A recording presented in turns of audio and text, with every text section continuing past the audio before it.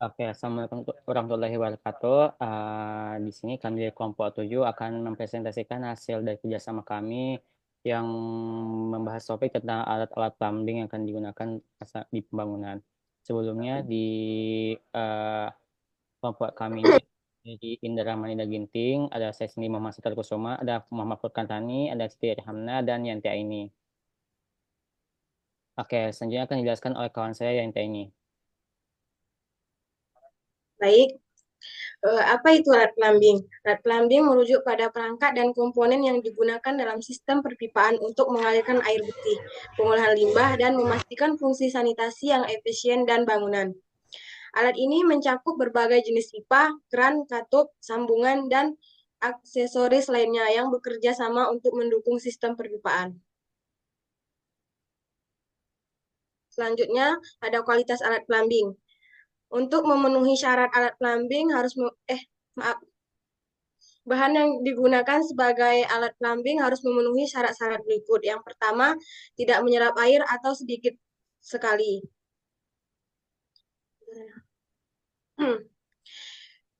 Karat dan haus dapat mengurangi daya alat plumbing, menyebabkan kebocoran dan merusak tampilan. Kemudian yang kedua, mudah dibersihkan. Permukaan yang mudah dibersihkan akan mencegah penumpukan kotoran dan bakteri, sehingga menjaga kebersihan dan kesehatan. Selanjutnya, tidak berkarat dan tidak mudah haus. Karat dan haus dapat mengurangi daya tahan alat plumbing, menyebabkan kebocoran dan merusak tampilan. Yang terakhir, ada relatif mudah dibuat, yaitu kemudahan dalam pembuatan akan mempengaruhi biaya produksi dan ketersediaan produk di pasaran. Selanjutnya akan dilanjutkan oleh rekan saya. Nah, peralatan saniter ini adalah peralatan yang digunakan pada sistem sanitasi. Secara umum, peralatan saniter seperti kloset, pemberesan lemari cuci tangan, umumnya dibuat dari bahan porselen atau keramik. Kedua bahan ini digunakan karena biayanya lebih murah sehingga ekonomis dan juga cukup baik daripada segi sanitasinya. Namun di Indonesia juga ada beberapa bahan lain yang digunakan pada peralatan sanitasi, yakni seperti teraso. Kemudian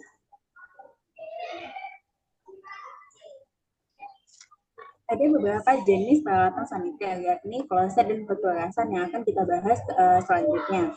Nah, kloset ini sendiri juga dibagi lagi menjadi 5 jenis atau 5 tipe. Yang pertama, tipe wash out, tipe wash down, tipe sipon jet, dan juga tipe blow out. Kemudian kita akan membahas masing-masing daripada tipe ini. Yang pertama, tipe wash out. Nah, tipe wash out ini adalah tipe yang paling tua atau yang pertama kali digunakan untuk jenis kloset duduk. Kotoran pada tipe ini tidak langsung jatuh ke dalam air, namun pada permukaan penampung yang agak sedikit luas dan juga ada airnya. Sehingga ketika dibilas tidak begitu bersih, ada sisa-sisa kotoran yang masih ada di kloset. Kemudian ada juga tipe washdown. Nah, tipe ini dirancang atau dikonstruksi sehingga kotorannya itu bisa langsung jatuh dan tidak menimbulkan bau yang seperti tipe washout. Kemudian selanjutnya yang ketiga ada juga tipe siphon. Nah, tipe ini dinamakan tipe siphon karena menggunakan prinsip siphon atau prinsip vakum. Pada tipe ini jalannya air buangan sedikit lebih rumit untuk menunda aliran air tersebut sehingga timbullah efek sipon tersebut. Jumlah air yang ditahan juga lebih banyak dan mukanya lebih tinggi. Nah, pada tipe ini bau yang ditimbulkan lebih sedikit lagi. Kemudian yang selanjutnya tipe sipon jet. Sebenarnya tipe sipon jet ini memiliki mirip seperti tipe sipon. Namun pada tipe ini ditambahkan jet air. Nah, jet air inilah yang dipancarkan dari dalam sekat melalui suatu lubang kecil yang searah dengan aliran air buangan sehingga tipe ini memerlukan air untuk bilasan yang lebih banyak. Kemudian yang terakhir adalah tipe blowout. Tipe blowout ini adalah tipe yang paling sering digunakan di fasilitas umum karena lebih cepat dan lebih kuat. Nah, Bedanya tipe ini menggunakan tekanan udara untuk utamanya, namun tetap menggunakan air untuk bilasan atau air penggelontornya.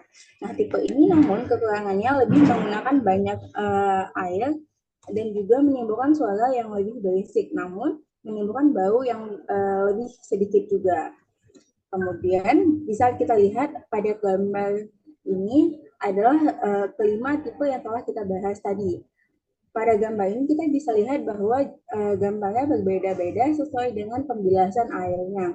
Seperti pada tipe washout itu, yang tipe yang paling tidak air sehingga namun baunya juga lebih timbul begitu.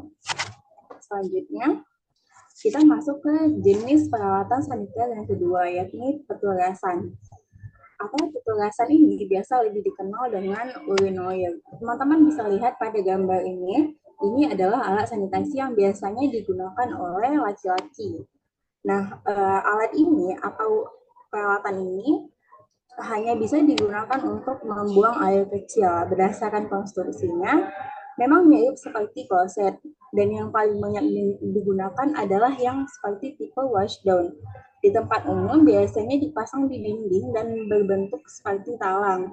Nah, sama juga seperti kloset, bahan yang biasa digunakan untuk tipe peturasan ini adalah porselen, plastik, ataupun juga baja anti karat atau stainless steel. Selanjutnya, nah, ini adalah beberapa syarat-syarat untuk bisa disebut sebagai peturasan. Yang pertama adalah dalamnya talang tersebut 15 atau lebih daripada 15 cm. Kemudian pipa pembuangannya harus lebih dari sama dengan atau lebih dari 40 mm serta juga dilengkapi dengan saringan. Kemudian pipa penggelontor atau pipa untuk membilasnya ini harus diberi lubang-lubang untuk menyiram bidang belakang talang dengan lapisan air. Kemudian juga yang terakhir syaratnya yakni laju aliran air penggelontor atau air bilasan tersebut ditentukan dengan anggapan setiap 45 cm panjang talang ekivalen dengan satu peturasan. Selanjutnya akan dibahas oleh Sapar Kusuma. Oke, selanjutnya di sini saya akan bahas tentang apa yang di dalam saniternya itu. Yang pertama ada keran air. Nah, keran air sini ada beberapa macam. Yang pertama ada keran air yang mudah buka tutup atau yang umum digunakan. Dan kedua ada keran yang dapat dibuka tapi bisa menutup sendirinya. Dan ada juga keran air yang diatur laju airnya yang diatur oleh ketinggian permukaan air. Nah, itu yang kedua itu bisa dilihat dari gambar contoh 7.11. Nah, di sini ada contoh katup sirap untuk mencuci tangan. Dan selanjutnya lagi ada yang di gambar 7.12 di sini dia diatur oleh elevasi permukaan air. Nah, semakin tinggi permukaan airnya dia akan menutup dengan sendirinya. Nah, untuk satunya lagi itu ada katup gelontor dan tangki gelontor. Nah, di katup gelontor sendiri itu berfungsi sebagai pengatur aliran air, yaitu untuk kloset, kakus, dan peturasan. Nah, untuk katup gelontor untuk kloset sendiri ini bisa dilihat dari gambar 7.14 dan 7.13. Nah, di sini ada beberapa rincian dari petunjuk kegunaan bagian-bagian dalam alatnya sendiri dari saringan, tangkai, batang tekan, katup lepas, mutus vakum, katup penyetop, dan lain-lain. Nah, ada yang perlu diingat, dalam tutup gelontor untuk kloset ini diperlukan untuk perencanaan diameter pipa dengan baik. Karena apabila diatur maka akan berpengaruh ke bagian perpipaan lainnya.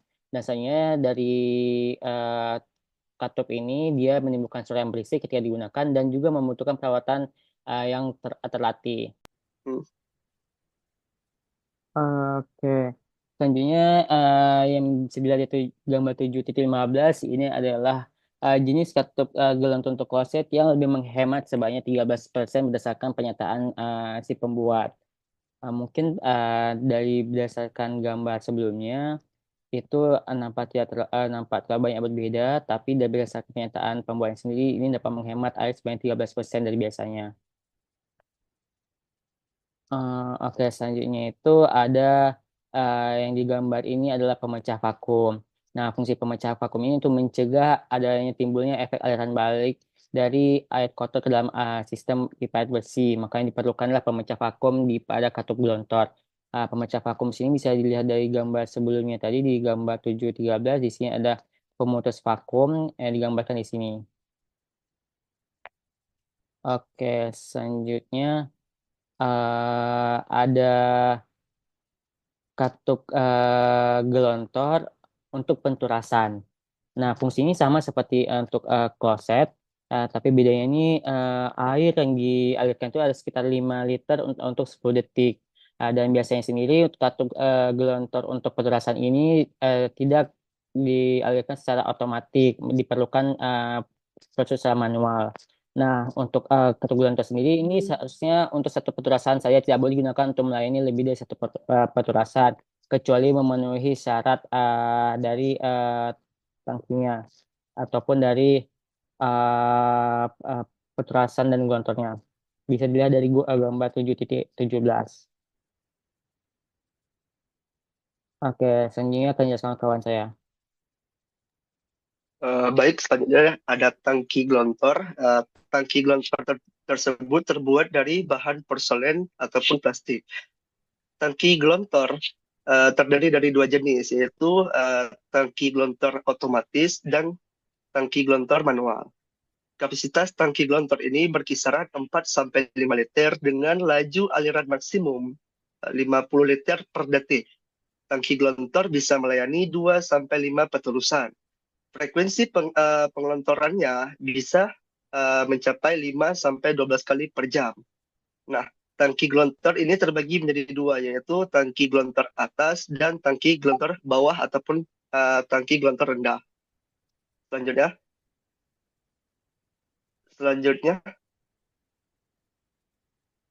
nah, pancuran mandi. Nah, pancuran mandi ini menggunakan bahan dengan pipa fleksibel atau hand shower. Nah, pancuran mandi ini perlu pencegahan aliran balik dengan pemecah vakum. Nah, pancuran mandi ini disambung dengan pipa fleksibel yang sekarang makin banyak digunakan. Di samping itu, pancuran ini dipasang tetap pada dinding. Pancuran mandi ini semacam memberikan keleluasaan lebih dalam penggunaannya. Tetapi di dalam keadaan tertentu, ini dapat menimbulkan kemungkinan aliran balik. Makanya tadi di sini ada pernyataan bahwasannya pancuran mandi ini perlu pencegahan aliran balik dengan pemecah vakum. Nah, kenapa harus ada aliran harus ada pencegah aliran dengan pemecah vakum? Karena hal ini bisa terjadi kalau misalnya katup pancuran tersebut dalam keadaan terbuka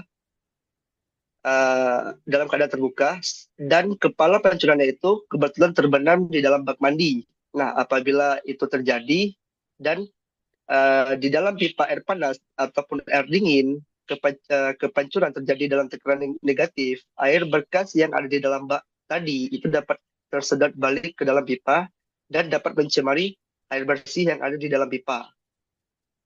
Lalu pancuran mandi ini juga akan bersiko, ya seperti tadi yang sudah saya jelaskan, pancuran mandi ini juga akan bersiko jika kepala pancuran terendam di dalam bak mandi. Dan selanjutnya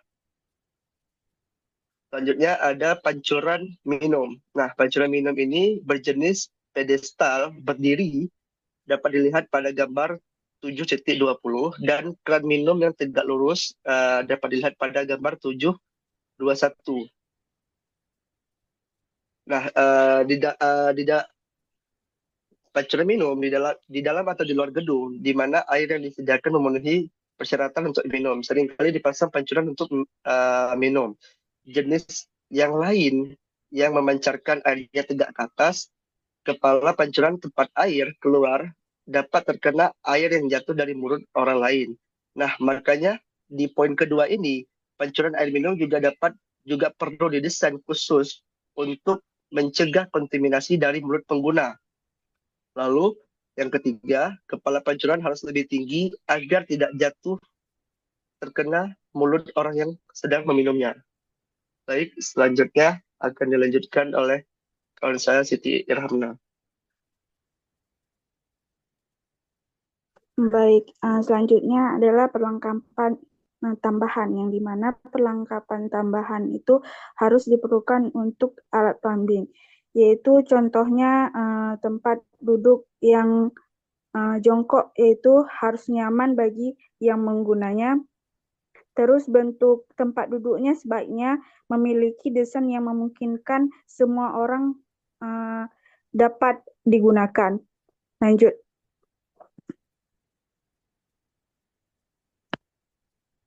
Nah, selanjutnya ada alat-alat plumbing lainnya. Yang pertama itu adalah penghancur sampah. Penghancur sampah harus dilengkapi dengan perangkap terpisah di airnya, di air buangnya. Harus dialirkan langsung ke pipa pembuang tanpa melalui perangkap lemak. Dan kalau penghancur sampah ini dilengkapi dengan pancuran air panas atau dingin, maka perlu dipasang pencah vakum pada tempat yang terletak lebih kurang 15 cm di atas bibir taraf banjir dari bak cuci.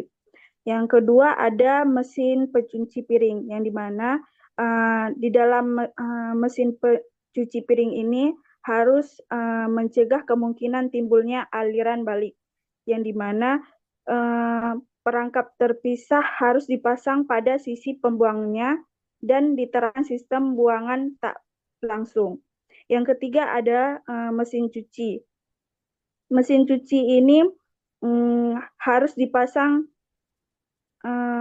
ada celah udara. Kalau digunakan selang untuk mengisi bak yang disambung pada keran tersebut, maka ujung selang harus dapat menjaga adanya celah udara atau dipasang sebuah pemecah vakum.